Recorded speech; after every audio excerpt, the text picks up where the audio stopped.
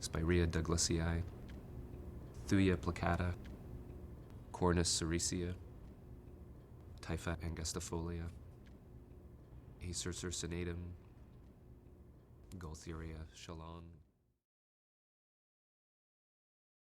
My name is Joseph Fry. I'm a landscape architect. I was the senior project manager and designer for the speed skating oval while I was at Phillips Fairvalk Smallenberg Landscape Architects. The process started by looking at the oval in the context of its location in the city, in the urban fabric, in its relationship to the river, the middle arm of the Fraser River. The context that's here now is obviously will be changing, and we need to look at what that change was. We try to inform that change, in fact, by working with the design team with the city to develop a character for this neighborhood.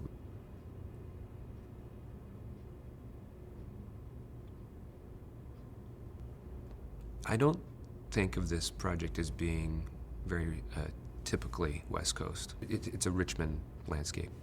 There's very subtle changes in topography from River's Edge. It's one of these interesting places where the building is actually sitting above the water. Everywhere else in Richmond, with a few exceptions, you can't see the river because of the dike. And with this building now and the landscape adjacent to it, you're now sort of above it, looking down on the water.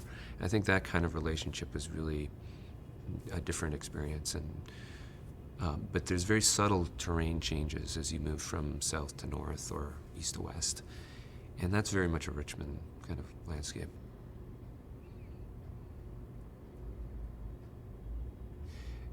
With this project, we had to raise the dike by about a meter.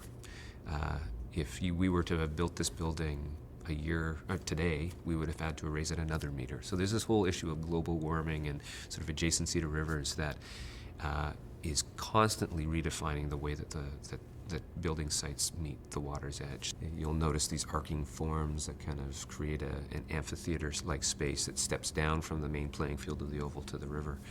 And I think there was this real emphasis. It's such a vast space, it's such a vast building, and we wanted to address this idea of creating a space, but using a form that was picking up on the power of not just the river's edge, but the activity of speed skating. And the work that we did with Janet Eckelman, I think, was really critical to the success of that eastern space, the Water Sky Garden.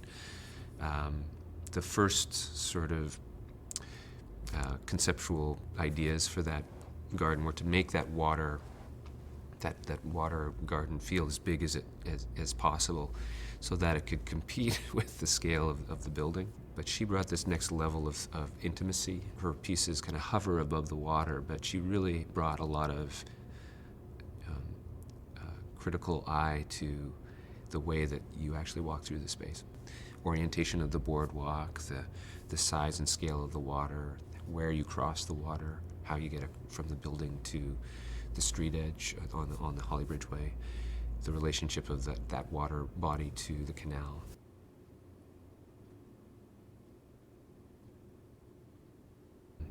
And I think that the Times Square idea of this space on the southern edge was really informed by this idea of the oval being this hub of the community, that in time, 10 years from now, 20 years from now, it will be this festival plaza. And, right now it doesn't have a lot of animation to it, but I think, we'll be lucky enough in 10 years to be able to see it, that it will really be the sort of the central gathering space for what happens around here. There's a lot of emphasis on environmental, ecology of sites.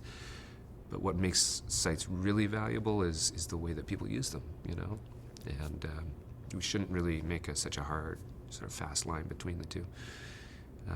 And the plants will grow. I mean, the ecological benefit, I think, will be there.